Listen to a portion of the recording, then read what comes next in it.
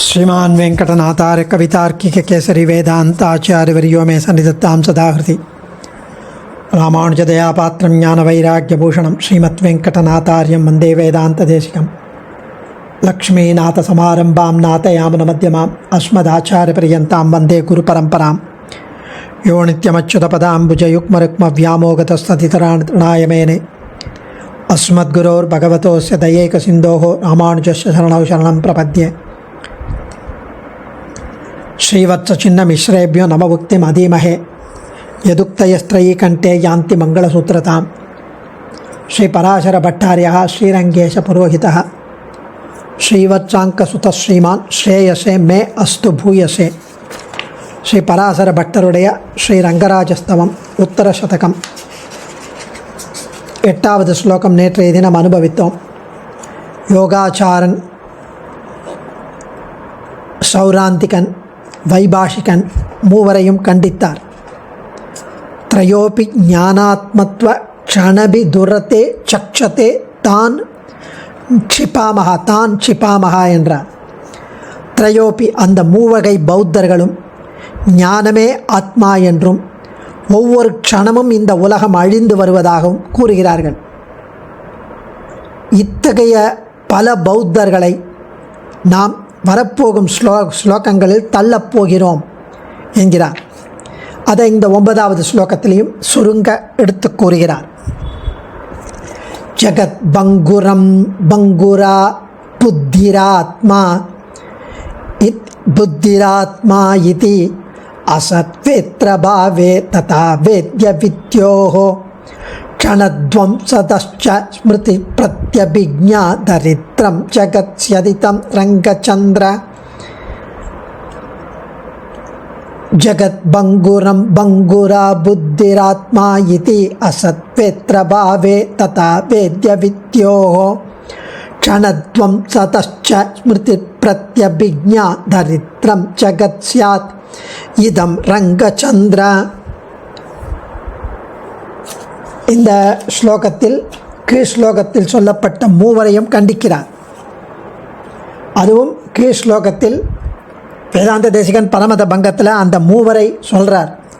பரமத பங்கம் அதில் 7வது சாப்டரில் மானமிலை மேயமிலை என்றும் மற்றோர் வாதநெறி இலை என்றும் வாது பூண்ட தானுமில்லை தன் உயிரை உறையும் பொருளுமில்லை தத்துவத்தின் உணர்த்தி ஜெயமில்லை என்றும் வானவரும் மானவரும் மனமும் வெல்க வளம் பேசும் மதி கேடன் மத்திமத்தான் தேன நெறி கொண்டனைத்தும் திருடா வண்ணம் செழுமதி போல் எழுமதியால் சேமித்தோமேன் என்று ஆச்சரியமாக அந்த மூவரை கண்டித்தார்.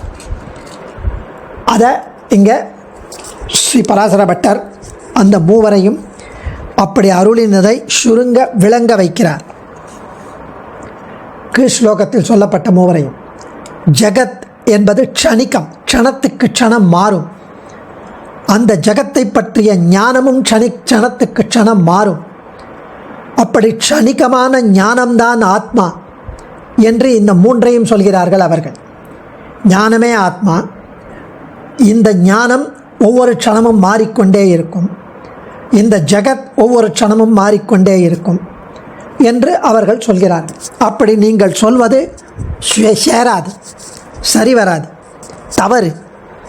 ஏன்னா ஞானத்தை காட்டிலும் வேறுபட்ட இந்த உலகமே க்ஷண நேரம் நீடிக்கும், க்ஷண நேரம் மட்டுமே நீடிக்கும் ஞானம், அந்த ஞானமே ஆத்மா என்று கூறப்படுவை தவறானவை. எப்படின்னா இவர்கள் வாதத்தின்படி ஞானத்தை காட்டிலும் வேறுபட்டவன் அறிபவன் என்பவனே இல்லையா.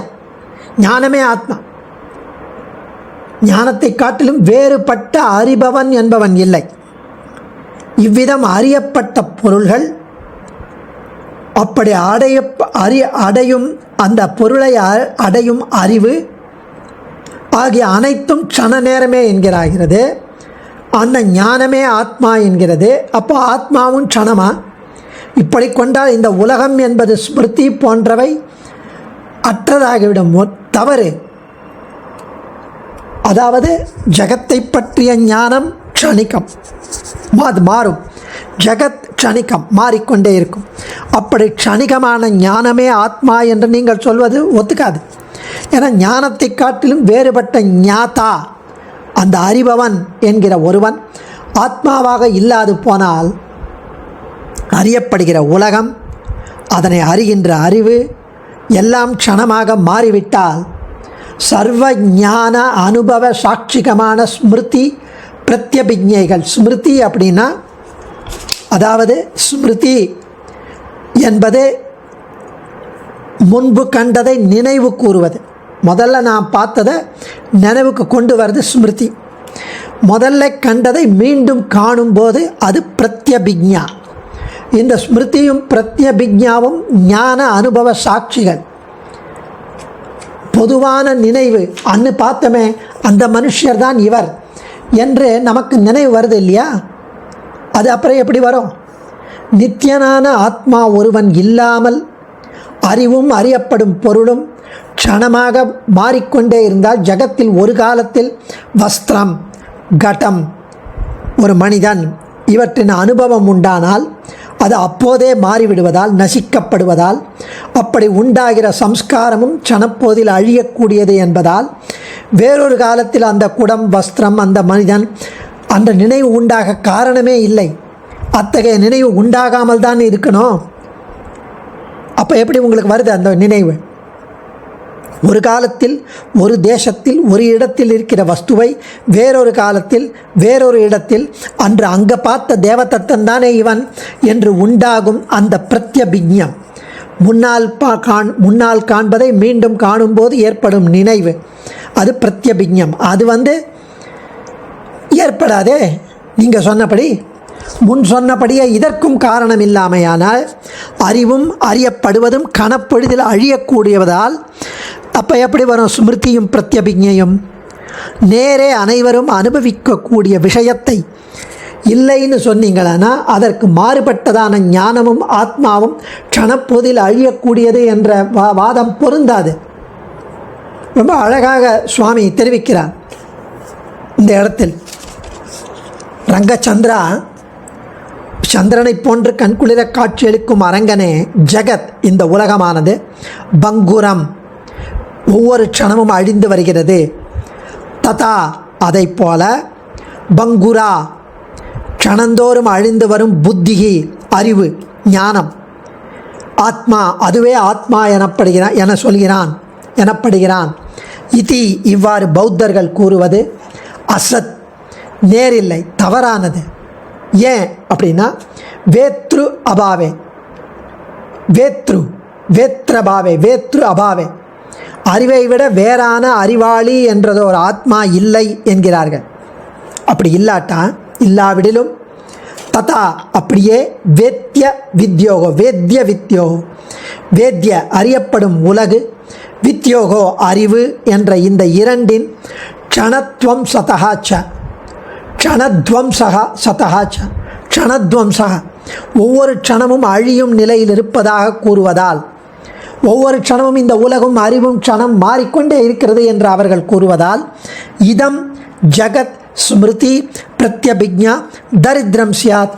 இதம், இந்த ஜகத் உலகம், இந்த உலகில் உள்ள ஜனங்கள் யாவரும் ஸ்மிருதி, முன்பு உணர்ந்ததை முன்பு கண்டதை எண்ணி பார்ப்பது, பிரத்யபிக்ஞா, அந்த கண்டதை மீண்டும் காண்பது என்ற இந்த இரண்டு அறிவுகளும் தரித்திரமாகிவிடும், இல்லாததாக சியாத் ஆகிவிடும் என்று தெரிவிக்கிறார் சுவாமி. திரையோபி ஞானாத்மத்வ க்ஷணவிதுரதே சக்ஷதே தான் க்ஷிபாமகா என்று நாங்கள் தள்ளப்போகிறோம் என்பதை இங்கு சுருங்க எப்படி ஏன் தள்ள வேண்டும் என்று தெரிவிக்கிறார்.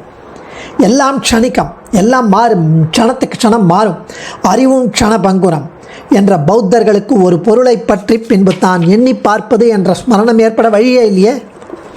ஒவ்வொரு க்ஷணமும் அழிந்து வரும் பொருள் எப்போது ஒன்று சேர முயலும்? எப்போது ஒன்றாய் பல பரமாணுக்கள் இணையும்? அவை எப்போ நம் அறிவுக்கு மறுபடியும் இலக்காகும்?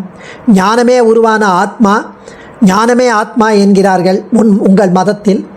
அவனும் க்ஷணிகன் என்கிறீர்கள். எப்பொருளை அவன் உணர்கிறான்? அவனே மாறிக்கொண்டே போனால் எப்போது இது இத்தகையது என்று அவன் உணர்வான்? அறிந்து அதை கை கொள்வது எப்போது? ஏனெனில் தொட்டவன் அழிந்தான், தொடப்பட்ட பொருளும் அழிந்தது, அதை அறிந்தவனும் அழிந்தான், அறியப்பட்டதும் அழிவுற்றது. அப்படின்னா வேறொருவர் தொட்டதை வேறொருவர் கை கொள்ள முடியுமா? இப்படி பல கோணங்களில் சுவாமி தேசிகன் ஸ்ரீ பாஷ்யக்காரர் சமுதாயாதிகரணத்தில் தெரிவிப்பதை வேதாந்த தேசிகன் தெரிவிக்கிறார். இந்த மதம் முரண்படுகிறது பல கோணல்களில். ரொம்ப ஆச்சரியமாக இதை ஸ்ரீ பட்டருக்கு இதை எங்கே இந்த பாஷ்யக்காருடைய அந்த சமுதாயாதிகரணத்தில் ஸ்ரீபாஷ்ய அத்தனையும் இங்கு திருவுள்ளம். அடியேன் தன்யோஸ்மி. கவிதார்க்கிக சிம்ஹாய கல்யாண குணசாலினே ஸ்ரீமதே வெங்கடேஷாய வேதாந்த குரவே நமः.